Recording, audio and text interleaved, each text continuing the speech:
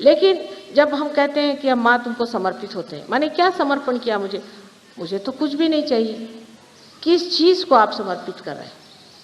सोचिए कौन सी बात है जिससे आप मेरे और समर्पित कर रहे हैं? आप समर्पित कर रहे हैं यही जो बनाए हुए बेड़े हैं आपके, यही जो घरौंदे जिसमें आप बैठे हुए हैं, यही जो अपने अपने जिसे कहते हैं जेल बनाए हुए हैं, जिस जेल के अंदर आप बड़े व्यवस्थित रूप से सोच रहे हैं कि आप परमात्मा के साम्राज्य में, इसको ही त्यागना है। और वो त्यागने के लिए बहुत ही आसान तरीका ये है कि आप सबसे पहले ध्यान धारणा में निर्विचारिता में जाए। जब आपके मन में विचार आता है तो उस विचार ही के माध्यम से आपके ये पिछले किए हुए, कहना चाहिए, घरौंदे आपको घेर लेते हैं। जितनी देर आप निर्विचारिता में बैठ सकेंगे उतना ही आपका वृक्ष बढ़ेगा।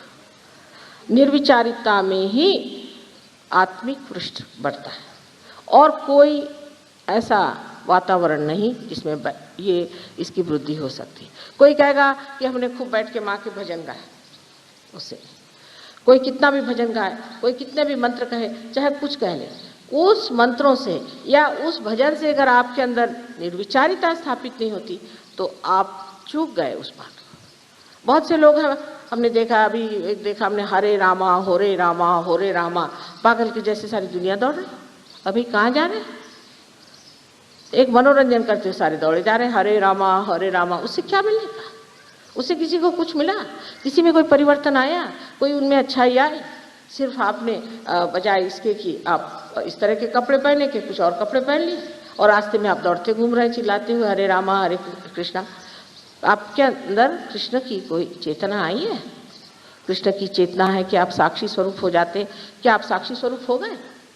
फिर इस तरह की बाह्य चीज़ों में उलझ जाने से भी मनुष्य कभी कभी अपनी ऊर्ध्वगामी गति को बदल करके अधोगामी पर आ सकता है। जैसे एक छोटी सी चीज़ मैंने आपसे बताई, मनोरंजन सहयोग में मना नहीं है, लेकिन मनोरंजन ऐसा होना चाहिए कि जिससे आप में निर्विचारिता स्थापित हो। लेक्चर ऐसा होना चाहिए जिससे आप में निर्विचारिता स्थापित हो। मंत्र ऐसे कहना चाहिए जिससे आपके अंदर निर्विचारिता स्थापित हो। ध्यान ऐसा होना चाहिए जिससे आपके अंदर निर्विचारिता आनी चाहिए। कोई सा भी कार्य करते वक्त अगर आप निर्विचार हो जाएं तो सारी परमात्मा की शक्तियाँ आपके अंदर से कार्यान्वित होंगी।